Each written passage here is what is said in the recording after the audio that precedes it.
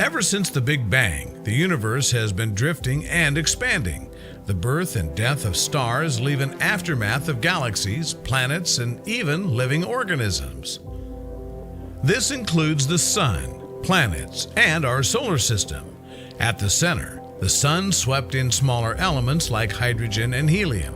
Farther away, heavier elements formed planets. Based on the core accretion model, gravity was the driver, coalescing Earth from a cloud of dust. Though Earth was neatly orbiting the Sun as a rocky mass 4.5 billion years ago, no organism could survive there. Radiation from the recent supernova kept the planet extremely hot, its surface molten, and oxygen was non-existent. Plus, incredibly massive meteorites and asteroids frequently slammed onto the surface. The Earth got so hot it began melting. Heavier material sank to the bottom. Lighter stuff rose to the top. Some elements evaporated. This transformation created the Earth's layered core and mantle, crust, atmosphere, and magnetic field. Without it, Earth would be blasted by harmful rays from the sun. In the late Hadean Eon, the Earth was still in its late bombardment stage.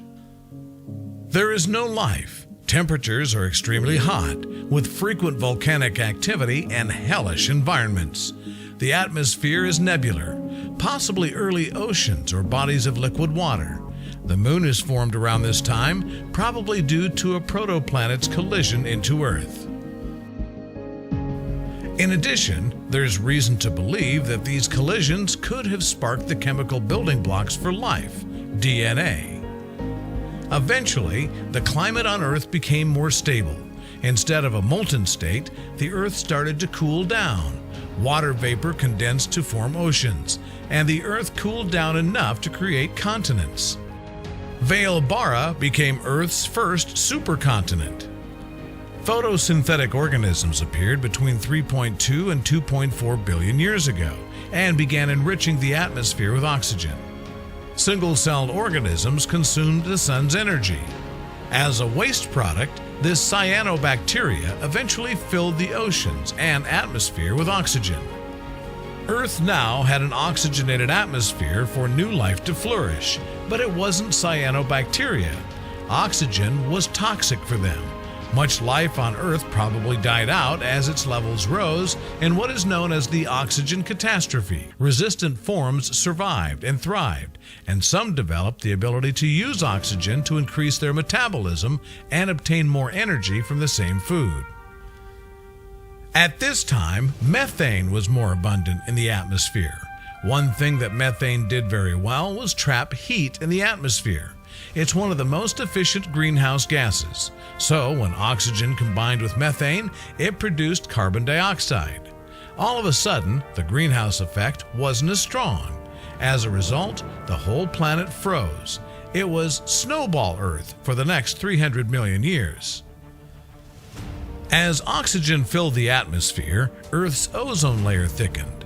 Before the presence of an ozone layer, life was restricted to shallow water. Because water shielded harmful radiation, that's where life existed. 541 million years ago, hard-shelled invertebrates originated in the oceans, and life got more diverse from there. Next came the age of fish, when thousands of fish species arose. Plants and fungi were the first to venture out of the water, requiring them to adapt to new conditions on dry terrain. Some fish stayed in close proximity to land and gradually adapted to life there, simultaneously developing lungs.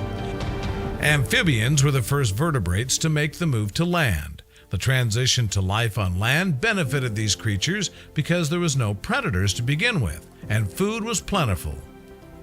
That was the start of the age of amphibians. When Earth's climate became hotter and drier, rainforests collapsed, triggering the age of reptiles. Unanimously depicted by Tyrannosaurus rex, locked in eternal conflict with mortal enemy Triceratops.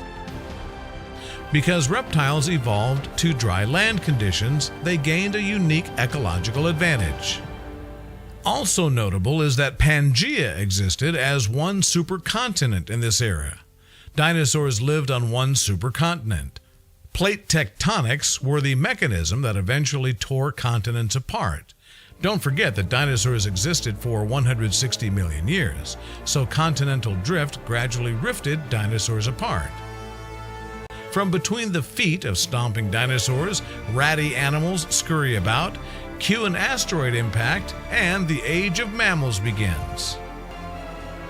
Mammals evolved from mammal-like reptiles called therapsids about 200 million years ago, and birds from small theropod dinosaurs about 150 million years ago. This evolution of both mammals and birds accelerated after the extinction of the dinosaurs 65 million years ago, when a 6-mile-wide asteroid struck Earth just off the Yucatan Peninsula.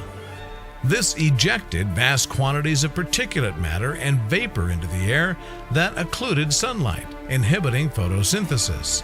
75% of all life, including the non-avian dinosaurs, became extinct.